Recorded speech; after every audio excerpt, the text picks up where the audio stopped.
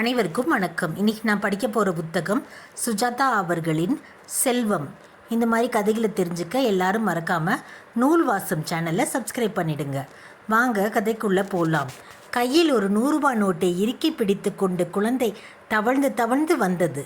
அனந்தராமனின் முழங்காலை பிடித்து கொண்டு நின்று பா என்றது. அனந்தராமன் கவனம் ஈர்க்கப்படவில்லை. செய்தித்தாளில் சர்க்கரை விலையை இறங்கப் போவது அவனுக்கு சுவாரஸ்யமாக இருந்தது. குழந்தை அவன் வேஷ்டியை பிடித்து கொண்டு இழுக்க முற்பட்டது. அனந்தராமர் அலுப்புடன் என்னடா ரகலை பண்ணுகிறாய்? ஏய் சௌமித்ரா, இந்த குட்டி பிசாசை திடுக்கிட்டு நிறுத்திவிட்டான்.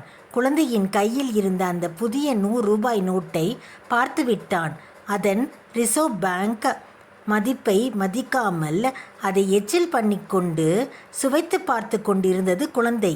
டேய் இதை யாரடா உனக்கு கொடுத்தாங்க? சௌமித்ரா, இங்கே வந்து பாரு.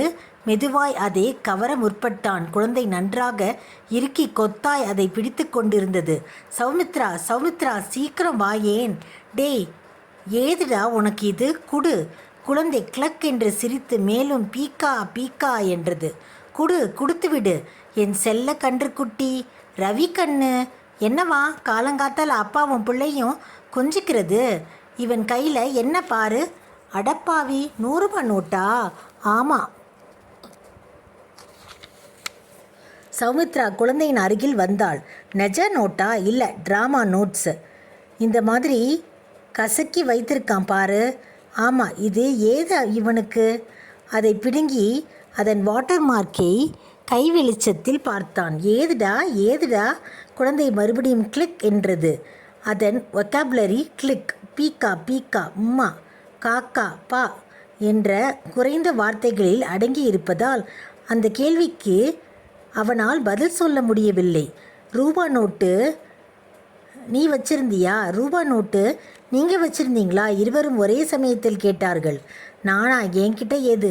அதுவும் இந்த மாதம் சம்பளம் பூராவும் 10 ரூபாய் நோட்டுக்கள் தான் நீங்கள் கொடுத்தீங்க. நீங்கள் தான் வச்சுருந்துருப்பீங்க. என்கிட்டயா? விளையாடாத. அதுவும் 27ஆம் தேதி. நான் 8ஆம் தேதியிலேருந்து பிச்சைக்காரன். உன்கிட்ட வாங்கிக்கிட்டு தான் போகிறேன். தினமும் 1 ரூபாய் நோட்டா? பின்ன எங்கிருந்து கொண்டு வந்தான் இதை? இருவரும் குழந்தையை பார்த்தார்கள். குழந்தை மோகனமாக சிரித்தது. கேட்டுப்பாரு, சொல்வான். ரவி கண்ணு, இது காகிதம். காக்கா என்றான் ரவி. ஆமாம், காகிதம், காக்கா. அவன் அருகில் மண்டி போட்டு கொண்டு உட்கார்ந்தாள். எங்கிருந்து எடுத்த பாப்பாவுக்கு எங்கே கிடச்சிச்சு? அபிநயம் செய்தாள். குழந்தை சிரித்து பிரகாசமாய் பீக்கா என்றது. ஐயோ, பீக்கா, வயது எத்தனை ஆகுது? ஒரு வயசுக்கு மேலே ஆகலை. பேசக்கூடாது. நான் இவன் வயசில் ப்ளூட்டோ படிச்சுக்கிட்டு இருந்தேன். நல்லா திம்பான், அவ்வளவுதான். அப்படியெல்லாம் பேசாதீங்க. பேதி பிடுங்க போகுது. ரவி பக்கத்து வீட்டுக்கு போய் பிக் பாக்கெட் அடிச்சுட்டு வந்திருப்பானோ? விளையாடாதீங்க. இத்தனை நேரம் என் காலை சுத்தியபடி தட்டி கொண்டு இருந்தான். வாசக்கதவு சாத்தியிருக்கா? ஆமாம், வாசப்படி தாண்டி வெளியில் போக மாட்டான். அடுக்களை பூனை ஆச்சே இது. அந்த நோட்டை மறுபடியும் விரலால் சுண்டி பார்த்தான். சலவை நோட்டு, புதுசு, நிஜ நோட்டு. நம்ம வீட்டில் 27ஆம் தேதி 100 ரூபாய் நோட்டா? உறுத்துறதே. தியாகராஜர் உற்சவத்தில் வெள்ளைக்காரங்கிற பார்க்குற மாதிரி. வேலைக்காரி கிழக்காரி அவளை நிறுத்தி 2 வாரம் ஆக போகுது. இப்போ நான் தானே வீட்டு வேலையை செஞ்சிட்ருக்கேன். பின்ன எங்கேருந்து வந்துச்சு? இவன் இப்போ எங்கேருந்து உங்ககிட்ட வந்தான்? நான் பார்க்கலையே. பேப்பர் படிச்சுக்கிட்டு இருந்தேன். பேப்பர் எப்போ பார்த்தாலும் பேப்பர். நான் சமையலில் கவனமாக இருந்துட்டேன். நம்ம வீட்டில் 100 ரூபாய் நோட்டு கிடையாதே.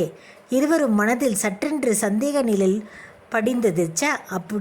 இப்படியெல்லாம் இருக்காது என்று உடனே விலகியது. பக்கத்து வெற்றிலை பாக்கு கிடையில. ஆமாம், 1 வயசு குழந்த கதவை திறந்து கொண்டு நாயர் கடைக்கு போய் கல்லாப்பட்டியை திறந்து 100 ரூபாய் நோட்டை பின்ன எப்படி இவனுக்கு இது கிடைத்தது? ஏதாவது பில்லி சூனியம் இருக்க போகிறது. அதை தொடாதீங்கோ. பார்வதி வீட்டில் விபூதி கொட்டுறதா ஏதாவது? அது போல இது. அசடுத்தனமாக பேசாத. கொஞ்சம் யோசிக்கலாம், சரியா? அனலைஸ் பண்ணலாம். குழந்தை உன்கிட்ட சமையலறையில் எப்போ இருந்தது? 10 நிமிஷத்துக்கு முன்னால் இருந்தான். அப்போ அவன்கிட்ட 100 நோட்டு இருந்ததா? இல்லை, அவன் கையில் மத்து இருந்துச்சு. அங்கேருந்து வெளியே வந்ததும் பொதுவாக என்ன செய்வான்? நேராக சுவர் ஓரம் போயிடுவான். எதற்கு? கரையை பேர்த்து சாப்பிட்றதுக்கு. எந்த சுவர்?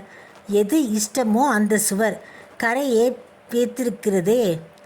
அனந்தராமன் சுவர்களை ஆராய தள்ளப்பட்டான். இருங்கோ, நான் பார்த்து சொல்கிறேன் என்று குழந்தையின் வாயுக்குள் விரலை விட்டு பார்த்தாள். குழந்தை கிளிக் என்று இருமிவிட்டு கண்ணீருடன் சிரித்தது. இன்னைக்கு கரையை சாப்பிடல. பின்ன எங்கே போனான்? Where did you go junior? ஆமாம், சமஸ்கிருதத்தில் கேளுங்கோ. பாலகா, தவம் விளையாடாதீங்கோ. அவள் தேர்ந்த ஒரு தாயின் கண்களுடன் தன் குழந்தையின் ஒவ்வொரு பழக்கத்தையும் தீவிர அறிந்து அமைதியுடன் அந்த சிறிய வீட்டின் பகுதிகளை தேடினாள். கூடம் என்கின்ற அறை, வாயிற் கதவுகள், கூடத்திற்கு இடையில் இருந்த நடை. இங்கே பாருங்க, நடைக்கு வந்திருக்கான், குளம் பண்ணியிருக்கான். அடுத்து சைக்கிள் கிட்ட போனான். சைக்கிள் அருகில் ஒரு பெஞ்ச் இருந்தது. அனந்தராமனின் பாட்டி படுத்திருந்த பெஞ்ச் அது. ஒரு தடவை அதை ஒரு பேரிச்சம்பளக்காரன் 1.25 ரூபாய்க்கு கேட்டான். அனந்தராமன் அவனை விரட்டி விட்டான். அந்த பெஞ்சின் கால்களில் இடையில் பழைய செய்தித்தாள்கள், பைண்ட் பண்ணின நாவல்கள், ஒரு நடைவண்டி பாகங்கள், பெட்பேன் ஒன்று. இங்கே நிச்சயம் வந்திருக்கான். பெஞ்சு மேலே ஏறி நிச்சயம் ஜன்னல் வழியாக வேடிக்கை பார்ப்பான். இந்த பொட்டி யாரது? எந்த பொட்டி? அவள் கையில் ஒரு சிறிய புதிய பிரீஃப்கேஸ் பெட்டி இருந்தது. அதை மேலும் கிளிப் புரட்டி பார்த்தாள். கீழே புரட்டி பார்த்தாள். அதில் பளபளவென்று 2 பூட்டுக்கள் அமர்ந்திருந்தது. எங்கே? இப்படி கொண்டு வா அதை. அனந்தராமன் அதை வாங்கி பார்த்தான். இது நம்ம வீட்டில் இல்லையே. ஜன்னலுக்கு பக்கத்தில் பெஞ்சில் இடுக்கல் இருந்துச்சு. பெட்டியில் ஒரு பக்கத்தில் பூட்டிக்கொள்ளாமல் கொஞ்சம் பேர்ந்திருந்தது. அதை பிடித்து திறந்து உள்ளே பார்த்தான். சௌமித்ரா என்றான். என்ன? உள்ள நிறைய பணம் இருக்கு. அப்போ 100 ரூபாய் நோட்டு கட்டாக தெரியுது. 10 ரூபாய் 5 ரூபாய் நோட்டு கட்டெல்லாம் அடுக்கி வச்சிருக்கு. மறுபடியும் அதை எட்டி பார்த்தான். திறக்க முற்பட்டான். திறக்காதீங்க, எனக்கு வெளத்து வருது. யாருதோ ஏதோ தெரியலையே. யாரோ ஜன்னல் வழியாக போட்டுட்டு போயிருக்காங்க. அவன் ஜன்னல் வழியாக எட்டி பார்த்தான். ஜன்னல் வழியாக சந்து தெரிந்தது. எதிரே குப்பை தொட்டி, சைக்கிள் கடை. தன்னை விட 3 பெரிய காக்கி டிராயர் அணிந்து கொண்டு ஒரு சின்ன பையன் பெர்னாண்டஸின் வீட்டு வாசலில் பிச்சை எடுத்து கொண்டிருந்தான். வச்சிடுங்கோ, அங்கேயே போட்டுடுங்கோ. ஏதாவது மந்திரிச்சு போட்டிருப்பா இருக்க போகுது. அட செட், மந்திரமாவது கிந்திரமாவது.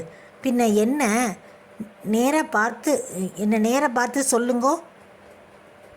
ஆஃபீஸ் கிஃபீஸில் ஏதாவது அரைஞ்சிருவன் தெரியுமா? என்ன உளர்ற? பின்ன எப்படிங்க வந்தது? யோசிக்கிற. பெட்டியை யாரோ நம்ம ஜன்னல் வழியாக உள்ளே போட்டிருக்கா. அதுலேருந்து ஒரு நோட்டு உதிர்ந்து அதைத்தான் உன் பிள்ளை திருட்டு சொத்தாக இருக்கும். திருடன் வந்திருப்பான். பக்கத்தில் எங்கேயாவது திருடிட்டு இரு நீ பாட்டுக்கு கற்பனையை ஓட விடாத. இப்போ அதை தொடாதீங்கோ, வச்சிடுங்கோ. பேர் ஏதாவது போட்டிருக்கான்னு பார்க்குறேன். மறுபடியும் இன்னைக்கு ராத்திரி பொட்டிக்காக திருடன் வரப்போகிறான். நான் இந்த வீட்டில் இருக்க மாட்டேன். ராத்திரியை பற்றி அப்புறம் கவலைப்படு. இப்போது என்ன செய்கிறது? பத்துவுக்கு ஃபோன் பண்ணி வர சொல்லிடட்டுமா? அவனுக்கு அதெல்லாம் என்ன பண்ணுறதுன்னு தெரியும். பத்து அவள் தம்பி கிளாஸ்கோ கம்பெனியில் வேலையாக இருக்கிறான். அனந்தராமனுக்கும் ஒன்றும் தெரியாது என்று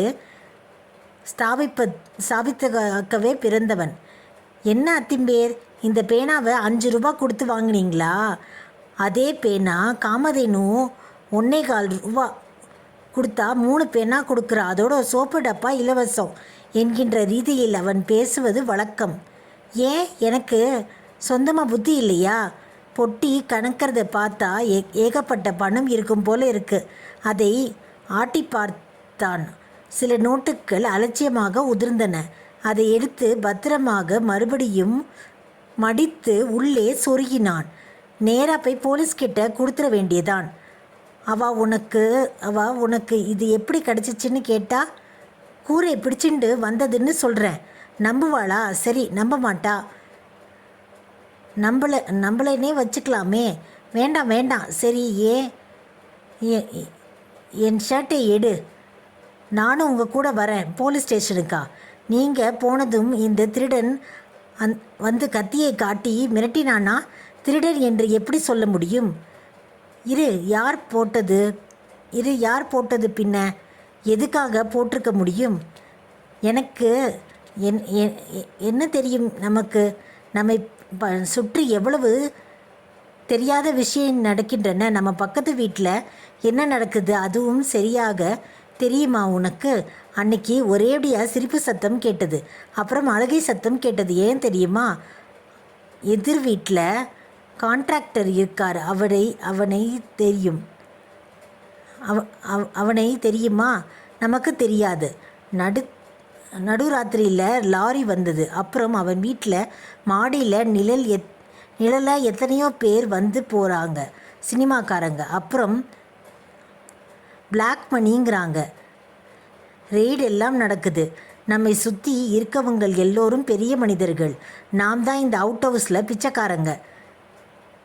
எவன் கொண்டு வந்து வேணும்னு போட்டானோ, எதுக்காக போட்டானோ யாருக்கு தெரியும்? சொல்லாமல் கொள்ளாமல் போலீஸ்கிட்ட கொண்டுட்டு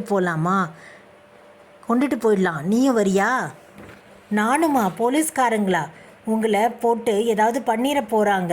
எதுக்கும் 10 வை ஒரு வார்த்தை. கேலித்தனமாக பேசாத. நீ வீட்டில் இருக்கியா? என்னோட வரியா? எனக்கு இங்கே தனியாக இருக்க பயமாக இருக்குது. சரி, ஒன்று செய். நான் போயிட்டு வர வரைக்கும் நீ பாட்டு வாத்தியார் வீட்டில் இரு. வீட்டை பூட்டிக்கிட்டு போயிடலாம். சரி, கொஞ்சம் இருங்க, புடவை மாற்றி விட்டு வருகிறேன். உங்கள் ஷர்ட்டு. புடவையை மாற்றிக்கொண்டு பேசினாள். பஸ்ஸில் போக வேண்டாம். இவ்வளவு பணத்தையும் வச்சுண்டு. சரி, ஆட்டோவில் போங்க. சரி, ஏதாவது எக்கச்சக்கமாக உங்களை செஞ்சிட்ட போடா. ஒன்றும் செய்ய மாட்டா. ஜாக்கிரதையாக இருங்கோ. சரி, உடனே வந்துடுவீங்கல்ல? நீ பாட்டு வாத்தியார் வீட்டில் இதை பற்றி பேச வேண்டாம். ரேவதிக்கிட்டே ஒன்றும் சொல்ல வேண்டாம்.